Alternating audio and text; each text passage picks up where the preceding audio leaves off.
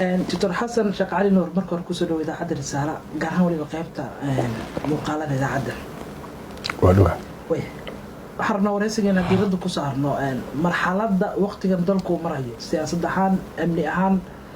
يدو دلك اللقرشين يا لبكون يا كويلاتن إلى لما سنة كان بالدورشة دلك إني كدحان قيمة أنت صدح سنة دولة هذا جرت من الفرماج التلذة هاي وحياة بدل حاجة من الحلو بلن قاضي وأنتو برلمان كورتي وأمني جاي سياسة وحياة بدل ما كبدها صدح سنة مديك الرأي دولة مدحونو بلن قاضي قيب ويفرين مثل مفرين قلت مدحوني فرماجو sanadkii afraad waxaa uga dhiman 33 ashcarta uga dhiman macnaha already 3 sano waa dhamaatay markii aad fiirsid iyadoo aan waxba laga halaynin haddana social media dadku way fahmeen waxay ka buuxaan oo hadda ay keenayaan khudbadiisi iyo khudbooyinka hadda uu jeedinayo iyo hadaladiisa iyo ficiladiisa dadkaaba isbarbar dhigaaba marka dhammaantood wax alla wuxuu sheegay yani hal shay oo wixii uu madaxweyne farmaajo ummadda Soomaaliyeed ka hor sheegay waa hadee hal shay waa hadda ka horna idaacadan ka dhaha waa hal shay oo qabta ma jiro sabab wuxuu qaba kari waay macnaheedu ma ahan in aanu rabin inuu qabto problemka jira wuxuu yahay madaxweyne farmaajo gibi ahaanba ma fahamsana siyaasadda Soomaaliya wuxuu u fahamsaneen psychology ahaan uma fahamsana taariikh ahaan uma fahamsana diin ahaan uma fahamsana attitude-ka dadka Soomaaliga madaxweyne farmaajo ma fahamsana wuxuu u fahamsaneen oo meesha ku jira asaga lafsadiisa ayaa hadoo maqlo dawlad ama si asaga la tahay oo waxaan ka aqrinaynaa attitude-kiisa ayaa dawlad hadoo maqlo waxa dawlad la ah markii oo dhalinyarada ahay adinka camal ahay wixii uu arki jiray marka waxa soo ka tagay America aaday asoo maqan ayaa dadka Soomaali inta aan fici waayeen daaqada ka tuureen asagu markii meesho markuu baxay iyo wuxuu rabaa hadda markuu yimid inuu isku xiro dhaxda wixii dhacma ma oga ama ma fahamsana ama asbaabta keenta ma fahamsan sadarteed madaxweyne farmaajo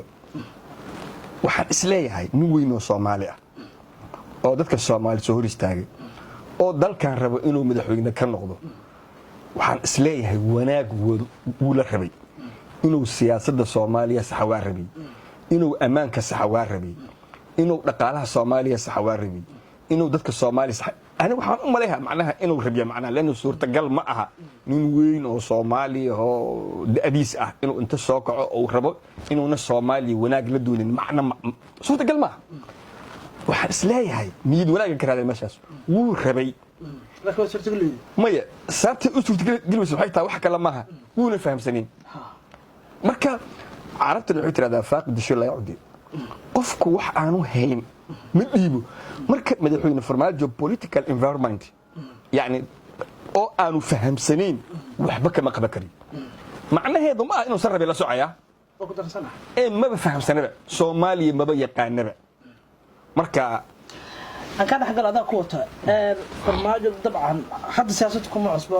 rajaaro soo noqday xilligii waliba marxaladu sanad ka saadkeed oo madaxweyne Shariif Sheekh Axmed wadanka uu joogo shabaab bakaaraha iyo erida madaxtooyada ka dagaalamayaan marka maxaa sababto maxay farqi u dhaxay xilligaas waxa waaye shaqada waxa qabsanay madaxweyne Shariif shaqada asaa qabsanay ama waxa la siinay marka uu yarta instruction waxa la dhahay waxa sameey wax asugu abuuray ma ah laana haduu asugu abuuray waxa la rabay inuu hadda abuuro waxa muuqata marka in uu ahay wiil wax loo diro oo la dhaho waxa sameey ama ma ahayn nin asagu ku shaqeynay aragti uu leeyahay nin kale aragtidiisa iyo instructions ugu shaqeynay wa ilaa hadii uu asagu wax lahay oo aragti uu lahay waa keenay lahay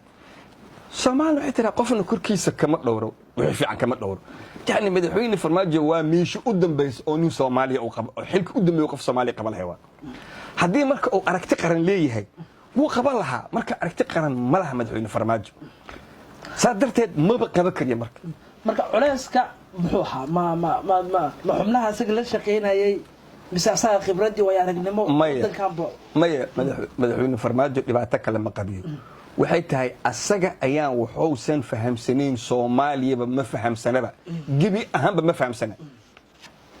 wuxuuna fahamsanayn waxa la dhaho internal dynamics ka dadka Soomaalida ma fahamsana eco dadka Soomaalida maskaxdooda waxa ku jira ma fahamsana psychologically dadka Soomaali waxay gudaha ka go'anayaan ma fahamsana historical foundation and state dadka Soomaaliyeed dawladnimada si u arkaan taariikhiyan madaxweyne farmaajo ma fahamsana wax yar dawladdu harto sanad ah amniga dhaqaalaha iyo siyaasadda ahaan 3 sano ugu dambeysay miyaa loo guuleystay mise dawladdu ay ku guuldareysay maya waxa wax guuleystay siyaasadda inaad guuleysato waxa ka horeeya marka hore inaad inta waxa fahamto aragti yeelato aragtidaas ficil u bedesho marka hadii ba aadan fahamsanayn oo aadan abuuri karin ficil siyaasiya oo aragtidaas ku dhisan oo ficilka siyaasiga aadan hirgeli karin maxaad qabanaysaa waxba qaban karin just I'm sorry to say but I have to tell you the reality waa in runta sheegno wadankan dhibaatadiisu waa badan tahay waa ku sheega waxay soo socota 50 sano hase yeeshee hadda current regime dhibaatada haysata waxay tahay Soomaaliya ma fahamsana qof aan Soomaaliya fahamsanayna Soomaaliya waxba kama qaban karo full stop way dawladdu waxa inta badan sheegtay hadda in doorasho qof iyo cod ah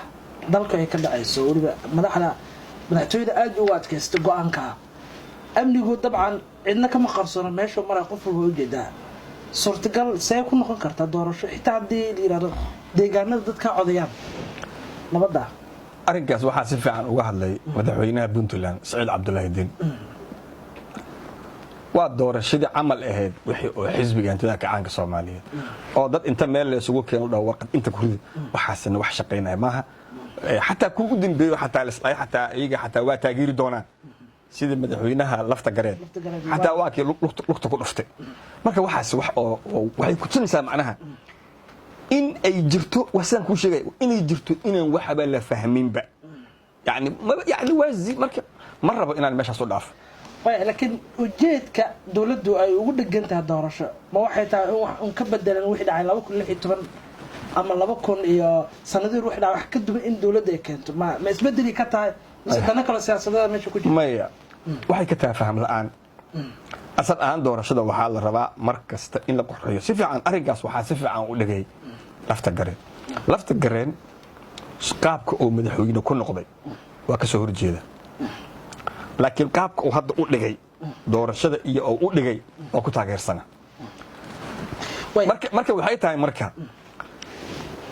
waxaan hadda la sheegay oo madaxtooyada laga soo sheegay ama ay meelaha la taagantaa waxay ku tusinaysaa inay fahamsaneen waxa kale doorasho hal qof iyo hal qodan qabana waxa ku dhahay oo sharaxaya oo afayeen madaxtooyada u ah wasiirka ku-xigeenka Mahdi waxaan weydiinaynaa war Mahdi inta baxayo Hargeysa Baksudi magi kara baash ileen asaga baash wuxuu ku matalaa Hargeysa ku matalaa inta tago Hargeysa doorasho magi kariya marka dad oo saasoo kaleeta ah oo muqaawil ah oo aan siyaasadda xaqiiqadeeda aan ka hadlay oo raba inay iska joogaan amal oo magaca wax iska qaataan waxaas lama raba wadankan waxa la rabaa in laga dhiso dawlad sax ah dawlad sax waxay u baahan tahay fikir sax ay u baahan tahay aan ka dhaxgalo dadka qaar ayaa qaba aragti ah in dawladan wax badan wadanka soo kordhiso dhaqaalaha kale marka loo fiiriyo heerka maanta la marayo 3 sano ka hor hadda aad u kaga sareeyo dhaqaalaha Soomaaliya rajay ka qabto deyntii la cafiyo sama muuqato dawladda xogaa wuxuu lagu taageerayo howl door fiican ay qabatay la dhigi karo okay dhaqaalaha ay qabatay soo kordhisaa dhaqaalaha dawladdu ay hesho magaalada Muqdisho ay ka heshaa magaalada Muqdisho nolosheeda laamiga Makal Mukarrama u jeedaan noloshu ma koray u socotaa ama soo socotaa cilmi baaris hordhaca oo soo socota 2016 magaalada Muqdisho lacagta oo sameynaysa circulation waxay ahayd la dhahay 720 milyan bir day haddana waa 40 milyan way soo baxay warbixin soo socota يعني معنا هذا حقيقة أساس معه لكن وصوص عتاوي ما نسى mid kale nolosha waxaad ka dareemaysaa laamigan makal mukarrama tag wixii gaari cad socan jiray waxaa bedelay bajaaj iyo laamigii ebra meel kastana waa saas magaaladina isuba socota marka wax dhaqaalahana waxaa la rabaa inuu yahay koboca dhaqaalaha oo dadku ku soo kordha marka waxaan research laga sameeyay waxaasna wax ka jira ma jiraan propagandada iyo waxyaabaha yarka ah oo meel soo waxaas wax ka jiraan xubnaha dawladda ka soo horjeeda qodhada mucaaradka dabcan baraarugooda ugu weyn hadda waxaa la sheegaa inay ku soo koobeen doorashada iyo walaaca ay muujinayaan miyaysan lahayn dawladda meelo kala dulduleelo kala oo mucaaradku fursad u ahayd inay soo bandhigaan iyadoo aan keliya doorasho laga abaarin horta mucaarad haddaad maqashid waa shaqadiisa inuu dudax ka sheego baba caadiba yani xukunka waxaa waaye horumarka siyaasaddaana ku jira nin madaxweyne farmaajo kaga dheereeyey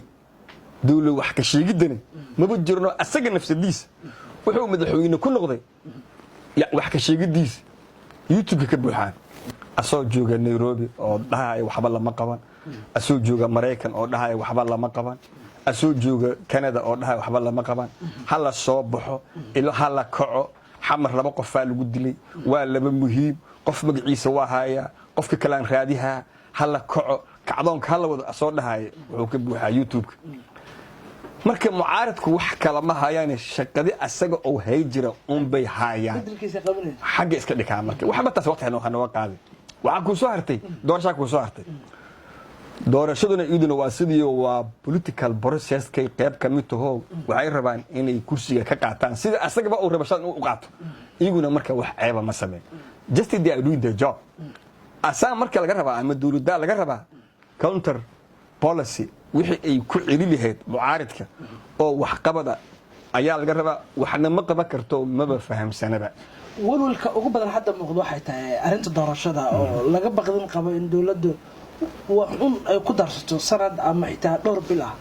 walwalkaas ku muuqdaan aniga ku darsasho kama cabsanayo waxaan ka cabsanaa doorashayna qaba karin doorasho maba qaba kartaba kartidii sababtu waxay tahay inaad doorasho qabato waxay u baahan tahay inaad fahamsan tahay dadka iyo dalka aad doorashada ka qabanaysid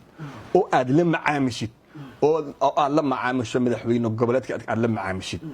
oo xisbiyada mucaaradka aad la macaamishid oo baarlamaanka aad la tacaamusho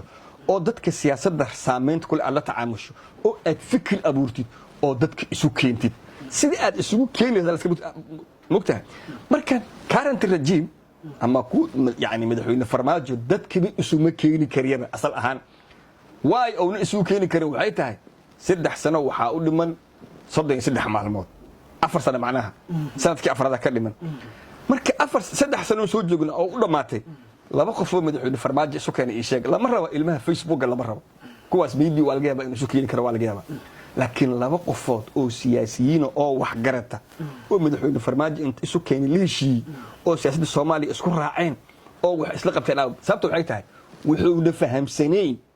dabeecadda siyaasadda Soomaaliya wuxuu u maleeyaa waxa la igu dhahay sideetamaadkii Mareykan aadaa la dhahay markuu Mareykanka aaday ayaa Soomaaliya waxa ka jira nidaam siyaasadeed oo dhameystiran oo ninka markaa horjoogaha ka ahaa sidoo raba dadka ula dhaqmo marka mindsetkiisa political imaginationkiisa ayaa upside down ah marka inta political imaginationkiisa oo upside down oo yahay waxba ma qaba karo dadna isuma keeni karo doorashana maba qaba kariya nihaiyan karti uma laha way meeshana waxay hadda waxa haray waa sanad wax badan dawladda looga fadhiyaa February 2021 waqtiga madaxweynaha ku sax waa marka intaan hadda hartay maxay kula tasawir hadaad nagasiis waxaas dawladdu ku qaban kartaa doorasho noocaas la qaban karaa isleedahay maya waxba dawladdu ma qaban kartaa laakiin hal shay suurtagal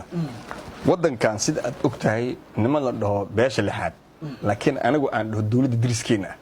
anagu waxaan dhahaa dawladda diriskeena laakiin dadka waxay dhahaan beesha lixaad dawladda diriskeena ayaa dawladda Soomaaliya samaysay dadka Soomaaliya ma sameey dawladda diriskeena waa dawladda waa kuwan xalana jooga beesha lixaad Soomaaliya ay dhahaan dawladda Soomaaliya beesha caalamka u jeedna ayada samaysay xafiiska madaxweynaha iga gurigiisa iga xafiiskiisa iga waardiyay ra'iisul wasaaraha iga waardiyay madaxtooyada iyagaa waardiyey, dekada iyagaa waardiyey, aeroboortka iyagaa waardiyey, meelaha muhiimka government institutionka iyagaa waardiyey, dowladnimada Soomaaliya intaas iyagaa waardiyey. nimankaasaa waxaa laga rabaa inay keenaan framework oo keenaya in doorasho la qabto oo ayagu ay yani waa nasiib daro inaan u baahano inay ayagu macnaha diyaariyaan wixii la qaba lahay. marka waxaan isleeyahay golaha ammaanka ama golaha National Security Council dhawaan waxaa ka soo bixi doona kulanka soo socday Soomaaliya ka yeelan doonaan instruction oo ah instruction waxa la dhahaa waxaas 1 2 3 4 5 sameeya oo la soo siiya guideline oo markaas guideline-kaas uu ku qasbo in la qabto oo jidka loo sameeyo. maana iyagu ma sameyn karaan. yani anigu rejectka ma qabo madaxweyne Farmaajo iyo rejiimkiisa iyo kuwa ku wareegsan waxba dalkan kama qaban karaan. laakiin qolyaha gadaal ka fadhiya hadday dhahaan 1 2 3 4 5 qabta oo markaas dabcan waxay dhihi doonaan loogu kaalmeeyo. waxay la soo hadli doonaan madaxweynaha gobolada Axmed Madoobe, Saciid Cabdullaahi Deni, xaaf arkiisa waa soo laba kacay. waxa la islahaa gacantii beesha caalamka iyo heriska iyo go'aanada waa laga gudbiyay. dalku waa ka gudbayna dawladdu ayada askari go'aanka ugu dambeeyay iyadoo la xasuusta Nicholas Haysom Maxina oo kala sanadkii hore in dawladda dalka ay ka yeeriday. marka waa dawlad awoodaas leh beesha caalamka wax ku yeeriso. ma dawlad awood lama ahayn. madaxweynahana waxaa la rabay inuu ogaado askariga xafiiskiisa furaha haya iyo ninkaas oo habaxa dhahay isku hal nimaa soo diray. lama rabo marka doofaarka hilibkiisa ma cuno maraqiisa lacabna tira lama rabo. madaxweynuhu hadduu baxayo ka soo baxay madaxtooyada ka soo baxay airportka aadayo ninkaas oo iriyay ninka oo soo diraa askarta soo dirtay oo meesha jooga haddii ka tagaan meesha inuu kala tagay asba ogyahay. marka arrinkaasina waa loo sheego waxaa la dhahay Soomaaliya waxaa la dhahay maadaama ayna waxba ayna fahmin halayska dhaafaa la dhahay dawladuhu sida ay u dhaqmeen uma dhaqmaan waxayna kamid tahay hadda aan ku sheegayo oo aan ku dhahayo waxba inaan la fahmin. ninkaas ha baxo waxay ahayd siyaasad iyo dowladnimo ma ahayn waxay ahayd garasho la'aan yani fahamka dowladnimada iyo Soomaaliya political environment-geeda oo aan la fahamsanin darteeda waxay keentay halo markaas aan yiri okay haga aqbala waa caruure saasoo kale macnaheedu. way doorashada markii la yiraahdo waxa dabcan kula lamaanaysan maamul goboleedyada oo doorkooda dabcan ayna aan qarsooneen. dawladdu waxaan ognahay Jubbaland in markan khilaaf kala dhaxayso wax macaamil kala dhaxeen Puntland oo kale sidaas oo kale waa caqabad ku noqon kartaa doorashada iyo mustaqbalka dambe xitaa intaan sano dawladdu dawladda iyo maamulada aad sheegtay macaamil waa kala dhaxeeyahay wisbogeysiinayaan. tusaale ahaan ayaan dhoodma la sameeyay guddiga qabanqaabimada golaha baarlamaanku ma magacaabeen guddiga soo diyaarinta sharciga doorashada. guddiga waa baxeen garowe tageen waxay la soo shaqeeyeen madaxweyne Saciid Cabdullaahi iyo dawladdiisa. waa baxeen waxay tageen Kismaayo waxay la soo shaqeeyeen madaxweyne Axmed Madoobe waa soo laabteen oo dokumentiga hadda baarlamaanku baasgariyay waxa soo ogolaaday Jubbaland iyo Puntland waa ilaa hadda kale meesha lama geeyay deen cafinta aad sheegaysa hadda aad sheegaysa. wasiirkii maaliyadda waa baxay wuxuu tagay garowe dawladda Puntland la soo shiray iyadoo madaxweyne Saciid oo meesha oday ka yahay. haddana waa soo baxay wuxuu tagay Kismaayo hadda u dambeysay wuxuu la soo shiray maamulka Jubbaland oo madaxweyne Axmed Madoobe oo sharci u ka yahay. marka fiiri wasiirka arrimaha gudaha wuxuu ku leeyahay maamulka Axmed Madoobe ma aqoonsani laakiin golihii shacbiga Soomaaliya oo Soomaaliya mas'uul ka ahay oo dalka Soomaaliya matalay madaxweyne Axmed Madoobe la shaqeeyo haya. wasaaradda maaliyadda oo dhaysa waxaan raadinaynaa Soomaaliya canshuurta in laga cafiyo inta baxda wasiirkii maaliyadda baxay oo wuxuu la soo shiray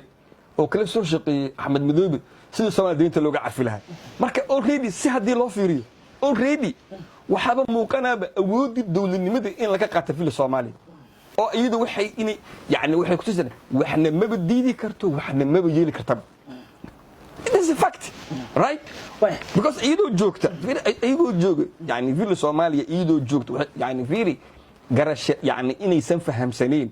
dabeecadda siyaasadda Soomaaliya inayna fahamsaneen waxay gaartay fil Soomaaliya iyadoo u jeeda in hay-adihii dowladda laftigooda oo asaasiga ahaa sida golihii xukuumadda iyo golihii shacabku inay la tacaamulayaan maamulkii puntland adduunyaduna ay tagto dee kii beesha lixaad ama diriskeenna oo la fadhiistay ayagoo dhahaya ma aqoonsani marka already keliya ma aha faham la'aanta iyo garasho la'aanta ma ahane waxaa ku dhacay waxa la dhaho political impotence yani waaba ayagoo joogaa laga tegi haddana waxaa dhici doonta waxaan ka cabsanaa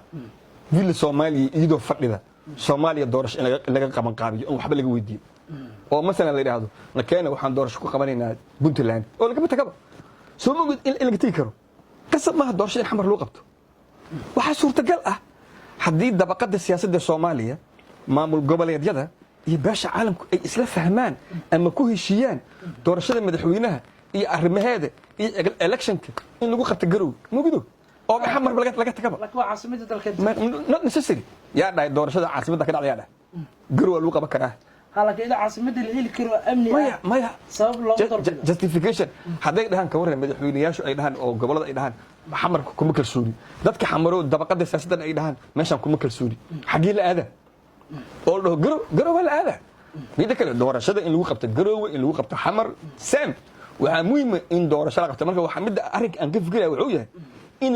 inay suurtagal noqoto villa soomaaliya marka laga quusto oo dadku meesha aan ka taagan ay kasoo istaagaan in laga tago oo dadka soomaaliya ay garowe aadaan oo halkaas baarlamaankii soomaaliya lagu xulo oo baarlamaankii lagu dhaariyo oo tartan doorasho ka dhaco oo dadka madaxweynayaasha u socda ay xagga tagaan oo madaxweynihii soomaaliya xaggaas lagu dhari doono garow lagu dharsho 6 bilood hadda laga jooga waqtigii dowladda faraha la gashay ee galmudug welida dabcan ma muuqato dowladda inay ku guuleysay marka loo eego marxaladda maanta la marayo oo xitaa xaaf dib u soo laabto oo ka soo horjeestay qorshaha dowladda halkii wax iska qaban laayeen oo dowladda intaana 6 biloodna faraha kala jirta galmudug 6 bilood ma aha 2018 xaaf waa lagu dheganay waa la gilgilay 6 bil waa marka u jaba waay oo u jaba waay moogi ka hor la gilgilay intee la gilgilay marka waxay tusaale ka taafeeri tabash ku guuldaraysiga doorashada galmudug waxay tusaale u tahay ninkii galmudug doorasho u qaban waayay inuu Soomaaliya doorasho qaban karo laakiin sida aan rajaynayo hadda ma aha villa Soomaaliya ma aha dad wax garad ah dad Soomaaliyeed oo wax garad ah oo qaar deegaankaas u dhashay galmudug iyo kuwa Soomaaliyada kale u dhashtay ayaa hadda waxay rabaan oo ay ka shaqeynayaan in galmudug laga sameeyo maamul dawladeed sababtoo ah haddii aan galmudug maamul dawladeed laga sameyn waxaa adkaanaysa stateka galmudug inuu laftigiisa oo ka qayb galo doorasho soo socota oo macnaha iyadoo state baqan yahay waxaa adkaanaysa dalka in laga qaban qaabiyo doorasho taasaa marka waxay keenaysaa marka dad Soomaaliyeed oo isugu jira dad deegaanka u dhashay kuwa aan deegaanka aynoo Soomaali kale ah maamul goboleedyada laftigooda inay hadda ay ka shaqeynayaan marka inay ka shaqeynayaan sidii galmudug maamul loogu sameyn lahay oo aan loogu simi doonin villa Soomaaliya laanu villa Soomaaliya ma sameyn karto marka wadaadadii ahlu sunnada hadda waxoogaa way soo ogolaadeen inta kalena waa la isugu caa marka waa la isugu tagaa wax garada isugu tagay marka waxaan rajaynaynaa in galmudug dadka reer galmudug iyo inta Soomaaliya arrimaheeda danaynaysa iyo xataa beesha lixaad oo ciidan hawsha ku jirta in si uun loogu sameeyo maamul oo ka qayb qaata ama hadhowto fududeeya sidii Soomaaliya doorasho u dhici lahayd